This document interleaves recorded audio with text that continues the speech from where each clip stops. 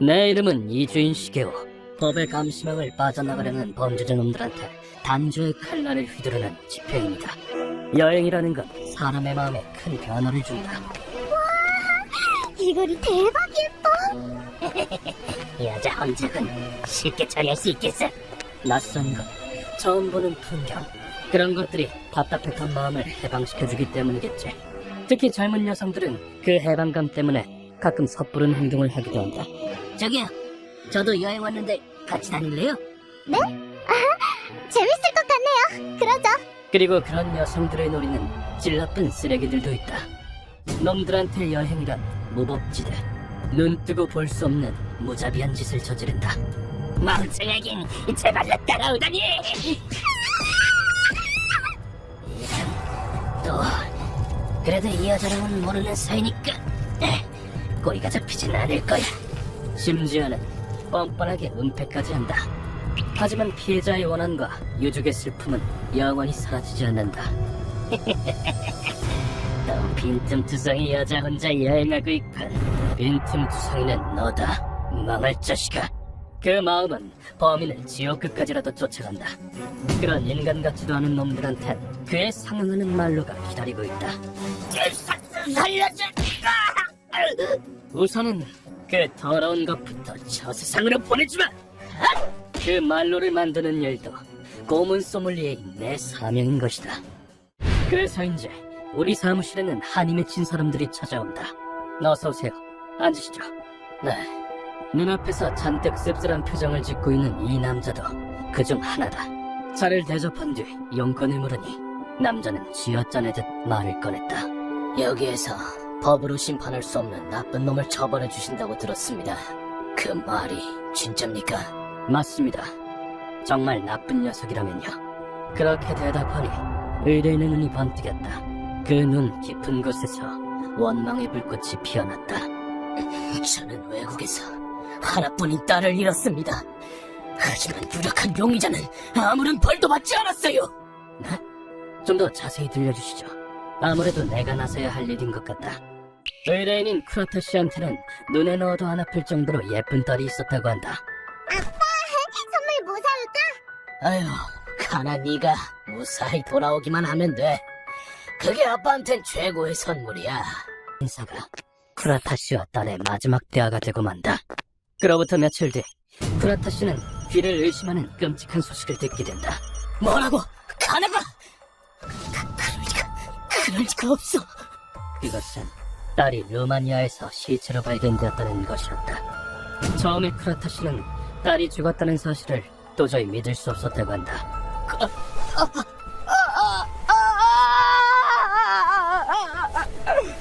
하지만 루마니아에서 반환된 시신을 본 순간 그것은 부정할 수 없는 사실이라는 것을 깨달았다. 딸의 사인은 목졸림에 의한 질식사. 아버님께는 차마 말씀드리기 힘들지만 성폭행 흔적도 센스는 어떻게 그런... 게다가 남자한테 강간당한 흔적도 발견됐다고 한다. 그러나 외국에서 일어난 사건이라 일본 경찰들이 나설 수 없었다. 해외 경찰 따위를 믿을 수 있겠냐고! 그래서 쿠라타 씨는 무역회사에서 일할 때의 연출을 이용해 사건을 조사하기 시작했다. 사건이 일어난 건 딸이 루마니아에 도착한 직후였다. 저기 내가 가이드 해줄까? 현지인만 아는 곳도 소개해줄게. 네?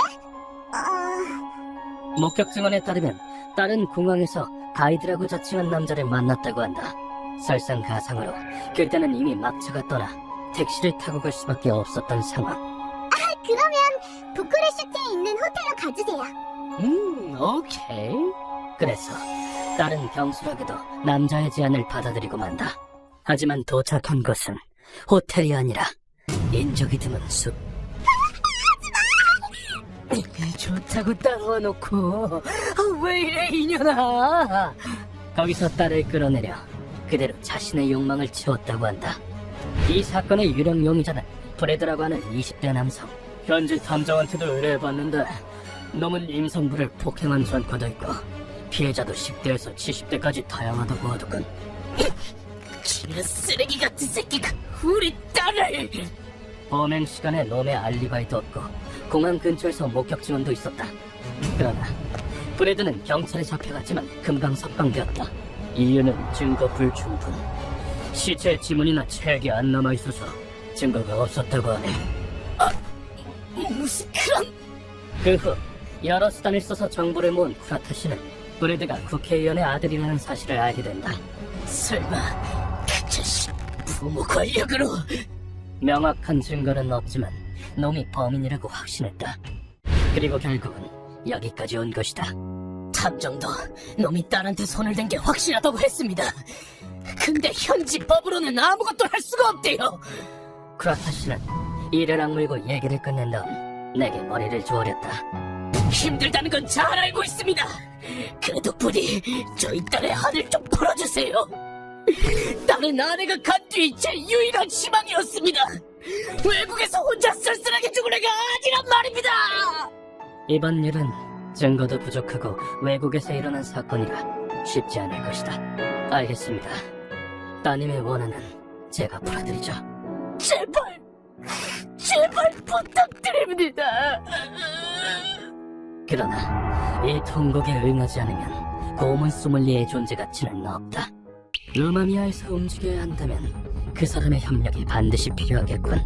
오랜만이야, 미스터 다리우스. 시게요? 너랑 이렇게 얘기하는 게 몇 년 만인지 모르겠네. 그는 루마니아에서 활동하는 고문 소믈리에다. 나는 그에게 사정을 설명하고 도움을 청했다. 그 사건은 이미 확인 끝났지. 범인은 브래드가 확실해. 사건 수습은 누가 한 건데? 정치인인 아버지가 손을 쓴 것 같다군. 부자가 쌍으로 쓰레기다. 쿠라타 씨의 예상은 맞아떨어졌다. 자기 욕구를 채우려고 죄 없는 여성의 목숨을 뺐다니. 그런 짐승 같은 놈들을 살려두면 안 되지. 외국인이라도 반드시 잡는다. 그리고 나 이주인 시게오가 그 목숨을 가져가주마. 권력으로 이 사건을 무마한 그 부친도 물론 똑같이 말이다. 그래서 우리는 루마니아로 갔다. 선생님, 미스터 다리우스 씨는 어떤 분입니까? 범죄자 입장에서 보면 감정 따윈 없는 냉혹하고 무자비한 악마지. 그렇게나요? 현지에 도착해 바로 그가 사는 성으로 갔다. 잘 왔네, 동지여. 오랜만이군. 이번에 신세 좀 지겠네. 이자가 바로 이 성의 주인이자 유럽 유수의 고문 소믈리에 미스터 다리우스다. 그는 진짜 왈라키아 귀족의 후예라는 이색적인 경력이 있다. 자, 네 죄는 지옥에 가서 마저 뉘우쳐라. 그리고 고문은 꼬챙이 형만을 고집하는 뚝심 있는 남자다. 다리우스 말로는 브레드 모자를 납치하기에 딱 좋은 날이 있다고 한다.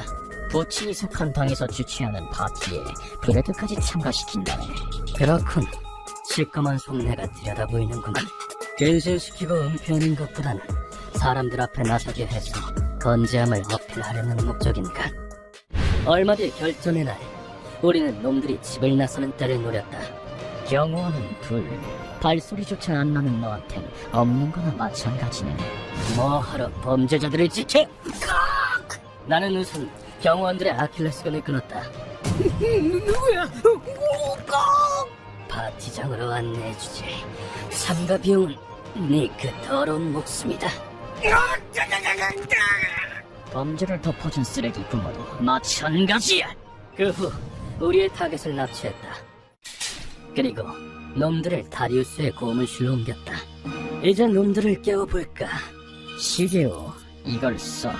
어깨를 박살내면 눈 뜨겠지. 쓸데없는 동작 없이 한 방에 끝낼 수 있으니 일석이조겠어.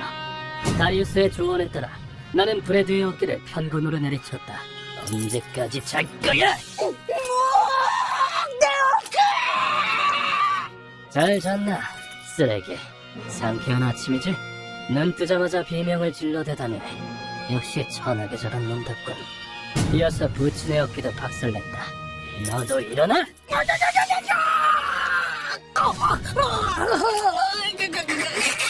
아니, 내가 누구지 알아?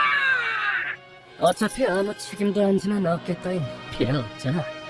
둘 다 더럽게도 시끄러웠지만 양쪽 어깨를 박살내고 나니 조용해졌다. 이놈이 이 여자를 죽였지. 이 여자애와 가족한텐 미안한 마음은 안 드나? 더러운 놈. 경찰을 압박해서 아들놈을 석방시키기나 하고. 그래도 사람이라면 조금은 미안한 마음이 들겠지.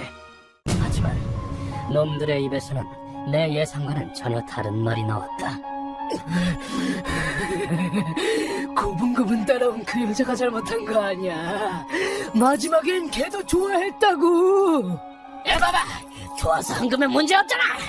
그깟 동양 여자 하나 때문에 내 부하 지위를 내려놓을 순 없어. 그건 자기 생각뿐인 쓰레기들의 더러운 변명이었다.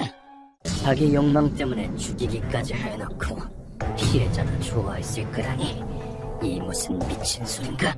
그럼 이놈들한테도 강제로 몸이 뚫리는 그 아픔을 맛보여주마. 알겠어? 오케이, 준비 다 됐어. 우리는 놈들을 벽에서 푼 뒤 고문 전용 기구에 다시 묶었다. 편리해 보이는군. 난 혼자라서 혼자서도 할 수 있을 만한 걸 만들어야 하거든. 이걸 이용하면 쉽게 고책형 고문을 집행할 수 있다. 우선 항문에 말뚝을 대고 망치로 박아 넣는다.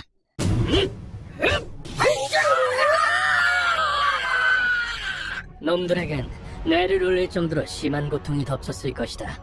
망치로 내려칠 때마다 허리를 꺾으며 고통스러워하는 브레드. 이쯤 하면 되겠지. 말뚝의 4분의 1 정도가 들어간 시점에서 놈을 풀어주었다. 물론 이걸로 끝은 아니다. 말뚝을 다른 데다 꽂기 위해 잠깐 풀어준 것뿐이다.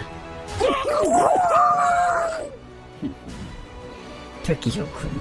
말뚝을 받침대에 고정해 수직으로 세우면 꼬챙이형이 완성된다. 보통은 놈들이 죽을 때까지 이대로 방치하지만, 그럼 이제 그 장치를 써도 될까? 물론이지. 내가 개발한 꼬챙이형 잘 봐두라고. 꼬챙이형 전문가인 다리우스는 좀 다르다. 루카와랑 내가 받침대에 있는 스위치를 눌렀더니 진동음이 지하실 안을 울렸다.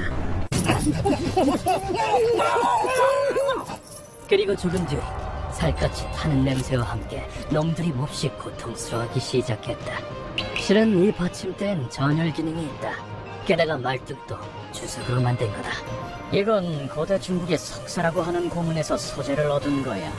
오, 석사를 알고 있더니 역시 박식해. 그 고문은 아시아권에서도 많이 난 건데 대단하군. 석사란 이름 그대로 주석으로 만든 뱀 모양의 고문기구다.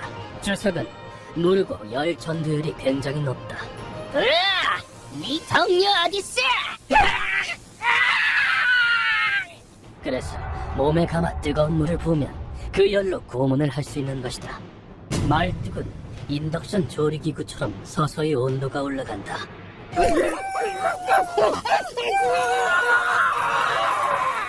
그리고 그 열로 인해 주석이 순식간에 뜨거워져 몸의 안쪽부터 태우기 시작한다. 놈들의 안색과 말뚝기를 보니 아마 곧 죽을 것이다. 마지막 잡이다. 시게오한테 용서를 빌어봐. 기적이 일어날지도 모르잖아. 그 사실에 간파한 다리우스는 놈들 입에 물린 재갈을 빼냈다. 그 죄인 놈들은 자유로워진 입술을 떨며 말을 꺼냈다. 살려주세요. 잡을 걸게요. 나도 전부 다 얘기할게. 그리고 필사적으로 목숨을 구걸한다. 그리고 내 대답은 정해져 있다. 무슨 소리야? 너희 꼬치글가 돼서 행복한 거 아니었어? 절대 아니거든. 내가 보기엔 좋아하는 것 같은데. 너희들도 아까 똑같이 말했잖아.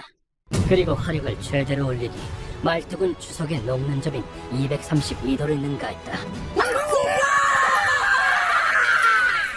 그 말인즉슨 놈들 몸 안에 녹은 주석이 흘러내린다는 뜻이다. 놈들은 죽기 직전까지 경련하다가 그대로 저 세상으로 갔다. 덕분에 세상이 좀 더 깨끗해졌군. 고생했어. 야식 준비할게. 고마워. 보통 일이 끝나고 식사를 하진 않지만 이번엔 어쩔 수 없지. 다음 날 우리는 다리우스에게 감사를 표한 뒤 루마니아를 떠났다. 고마워. 덕분에 해결했어. 세상엔 썩을 놈들이 너무 많으니까 우리끼리 상부상조 해야지. 나와 루카와 둘만 있었다면 이번 의뢰는 성공하기 어려웠을 거다. 우리나라로 돌아와 의뢰인에게 임무를 완료했다는 연락을 드렸다. 의뢰자분과 유족분들의 마음이 조금이라도 괜찮아지셨길. 범죄자를 없애기 위해서라면 나는 세계 어디라도 갈 것이다. 그것이 이 고문 소믈리에의 책무니까.